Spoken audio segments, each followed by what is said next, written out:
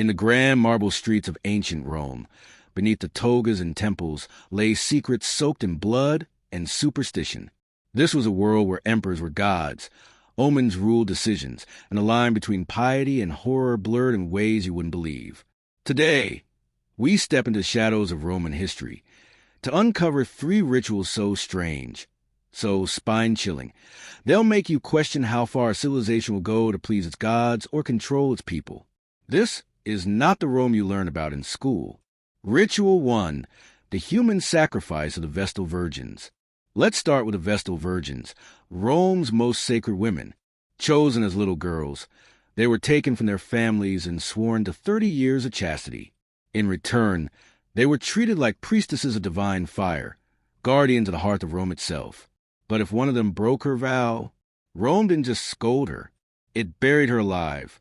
No trial, no mercy, just a slow, suffocating death, all for daring to feel love. Imagine it. A young woman, barely 20, clothed in white, her wrists trembling as she's led to the streets in total silence. The people watch, eyes downcast. She isn't whipped or shackled. That would defile the ritual. Instead, she's taken to a hidden underground chamber, a tiny room with food, water, and no exit. Then they seal it shut, forever. Why? Because Roman law forbade spilling the blood of a Vestal. So they let the earth do the killing. To the Romans, this wasn't cruelty. It was cosmic justice, a sacrifice to restore balance between mortals and the divine.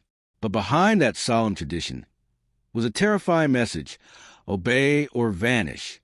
Ritual 2, the Saturnalia reversal. Next, we travel to the strangest holiday on the Roman calendar, Saturnalia. Once a year in December, Rome turned upside down and chaos reigned. Slaves sat at the master's table. Masters served them food. Gambling was legal. Work was banned. And the streets exploded with laughter, drinking, and wild mischief. But the strangest part? The king of Saturnalia.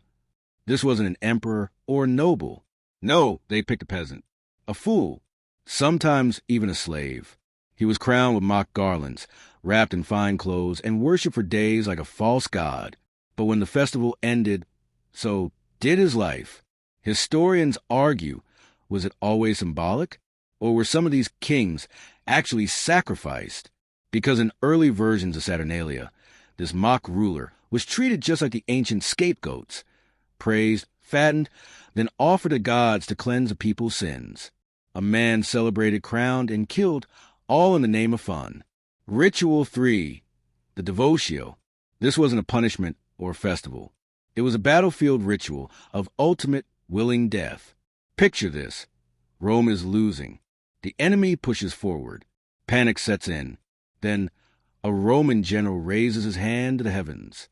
He prays, not for victory, but for his own death.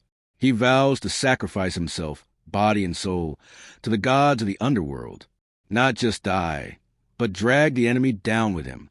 He mounts his horse, charges alone into the enemy's heart. No fear, no armor, just a promise. Let me die so my army may live. And strangely it worked. At least, that's what the stories say. The general's suicide stunned the enemy. The Romans rallied, and Rome survived. The Devotio was more than bravery. It was a mystical contract. And in Rome, that was more powerful than steel. Number 4, the laughing death of the triumph slave. Imagine this. A Roman general, victorious in war, parades through the streets of Rome in a chariot pulled by white horses. Crowds roar. Flowers rain down. Gold glitters in the sun. Behind him, prisoners of war march in chains, and exotic beasts are dragged for display. But standing just behind the general, in the same chariot, is a slave. His job? To whisper a single phrase into the general's ear, over and over again. Memento mori. Remember, you are mortal. This ritual wasn't about humility. It was control. The Romans feared what happened when men believed they were gods. So even at the height of glory, they reminded their heroes of death, over and over. Remember, you will die. But the story doesn't end there. Some historians believe the slave wasn't just whispering. Some say he was laughing.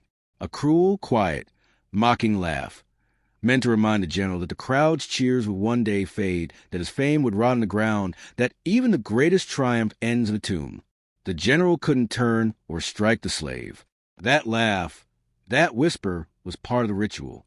It was a ritual of restraint, a ritual of fear, a ritual that told even Rome's most powerful, "You are dust, and to dust you will return." Number 5. The sacred chicken oracles.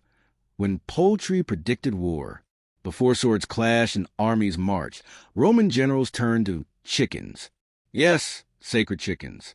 In a bizarre ritual called auspices, birds were fed sacred grain before battle. If they gobbled it up, the gods approved. If not, doom loomed. One proud commander, Publius Claudius Pulcher, laughed in the face of the ritual. When the chickens refused to eat before a naval battle, he sneered, then let them drink and hurled them into the sea. He was crushed in battle shortly after. To Rome, even a bird's appetite carried the voice of the divine, and ignoring it could spell disaster. Number 6. Saturnalia, when Rome turned inside out. Imagine this.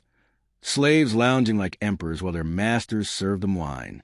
Every December, Rome unleashed Saturnalia, a week of chaos where the social order was flipped. Slaves could speak freely, gamble openly, and mock their superiors. Men dressed in wild colors, not togas. The air reeked of wine, laughter, and lawlessness. Even the courts shut down. But behind the joy was a darker truth. It was temporary, a sanctioned rebellion, a ritual-controlled madness that ended with brutal order restored. Freedom was a mask, and Saturnalia reminded everyone chaos was permitted only when Rome allowed it. Number 7. The Vestal Virgins, sacred purity with a deadly price. They were Rome's most revered women, the Vestal Virgins. Chosen as young girls, they served Vesta, goddess of the hearth, keeping the sacred fire burning, a flame that symbolized Rome's soul. But with reverence came a terrifying rule: 30 years of untouched purity. If a Vestal was caught breaking her vow, she wasn't whipped, she wasn't exiled. She was buried alive, lowered into a dark chamber with only bread and water, because the law forbade shedding her blood. It was a death sentence dressed in ritual. Rome honored her, even as it entombed her in silence. Number 8. Devotio, the suicide sacrifice to win a war. When defeat threatened, Rome didn't just pray, it bled. In a rare and haunting ritual known as devotio, a Roman general would vow his life to the gods of the underworld, wearing special garments. He would speak the names of deities and call death upon himself in exchange for Rome's victory. Then he would charge alone into the enemy ranks, not to fight but to fall. It was death by design, a blood offering, a general giving his life as sacred currency. Rome didn't just conquer by steel. Sometimes it conquered through sacrifice. Number 9. Humans sacrificed in the Forum when Rome buried people alive. Rome liked to call itself civilized, unlike the barbaric Gauls or savage tribes it conquered.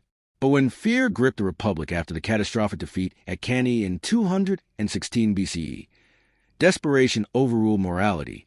Priests, cloaked in silence, selected 2 Gauls and 2 Greeks. They were buried alive beneath the city in the Forum Boreum. It wasn't just ritual, it was panic. Rome's hands trembled and dug a grave for its values. The city that mocked human sacrifice had, under pressure, become what it despised. Number 10. The ritual of the October horse, blood for the gods. Every October 15th, in the heart of Rome, a brutal sacrifice took place. Not of a man, but of a horse. The fastest war horse from the Roman cavalry was chosen. It was paraded through the streets, then slain in honor of Mars, the god of war. But the ritual didn't end there. The horse's severed head became the prize in a savage tug-of-war between 2 Roman neighborhoods, the Subura and the Via Sacra. Each district believed that owning the head would bring power, fertility, and protection for the year to come. And the tale?